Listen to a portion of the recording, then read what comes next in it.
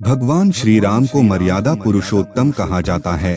भगवान राम सुखों का समझौता कर न्याय और सत्य के मार्ग पर चले। अपने इन्हीं गुणों के कारण वे मर्यादा पुरुषोत्तम कहलाए। भगवान राम के कई गुणों में यदि आप कुछ गुणों को भी अपना लेंगे तो आपका जीवन सफल हो जाएगा। व्यक्ति अपने गुणों और कर्मों से ही पहचान बनाता है। भगवान राम भी अपने स्वभाव, गुणों और कर्मों के कारण मर्यादा पुरुषोत्तम कहलाए। भगवान राम श्री हरि विष्णु के अवतार माने जाते हैं। भगवान राम श्री हरि विष्णु के अवतार माने जाते हैं।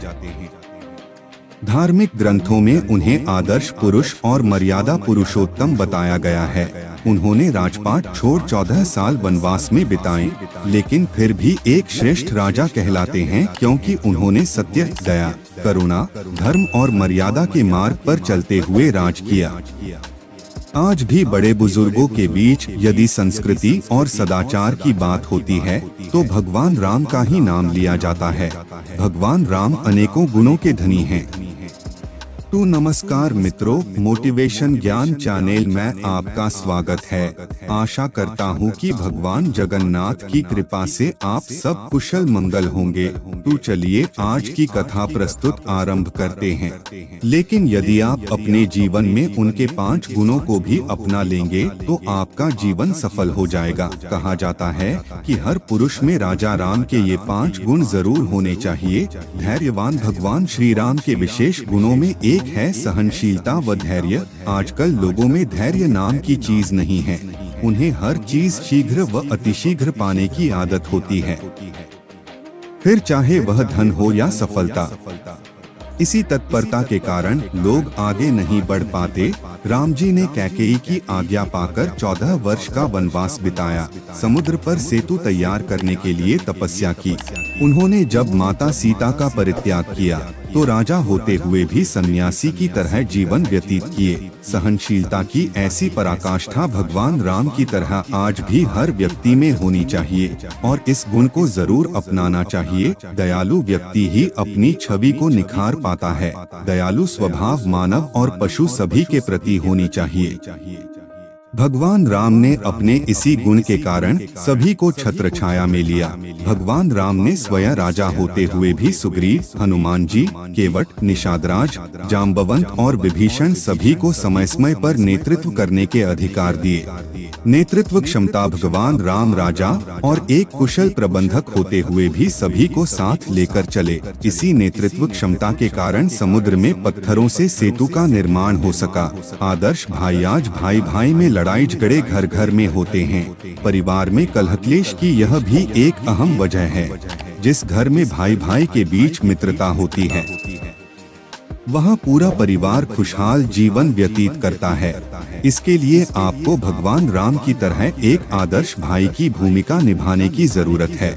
भगवान राम ने लक्ष्मण, भरत और शत्रुघ्न के प्रति प्रेम, त्याग और समर्पण के कारण ही उन्हें आदर्श भाई कहा जाता है।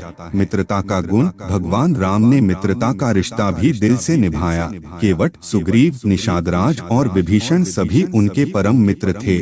मित्रता निभाने के लिए भगवान राम ने कई बार स्वयं भी संकट झेले। सहनशीलता व धैर्य भगवान राम का प्रमुख गुण है।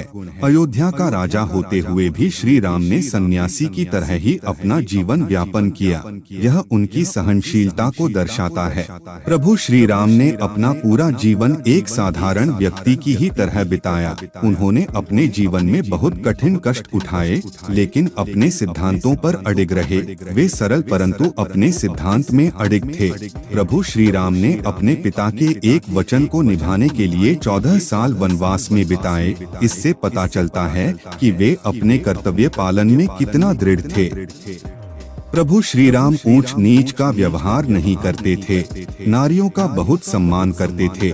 शबरी में उन्होंने माता कौशल्या का रूप देखा, इसीलिए राम ने बड़े ही प्रेम से शबरी के जूठे बेर खाए। केवट राज को लक्ष्मण और भरत समान भाई माना। श्री राम जी हर परिस्थिति में समभाव में रहते थे। वे राजमहल में हो या वन में, पलंग पर सोए या जमीन पर, गर्मी हो सर्दी, इन सब परिस्थितियों का उन पर कोई प्रभाव नहीं था। वे अशांत अवस्था में भी शांत रहते थे।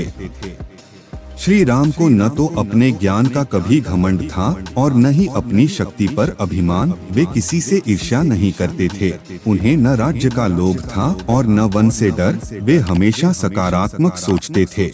जब सीता हरण हुआ तब उनके पास कोई सेना नहीं थी। वनवास के कारण अयोध्या से वे कोई मदद नहीं लेना चाहते थे। वे जन्मस्थान से सुदूर किष्किंधा जाकर सुग्रीव से मित्रता की, वानर सेना की खोज में मदद ली।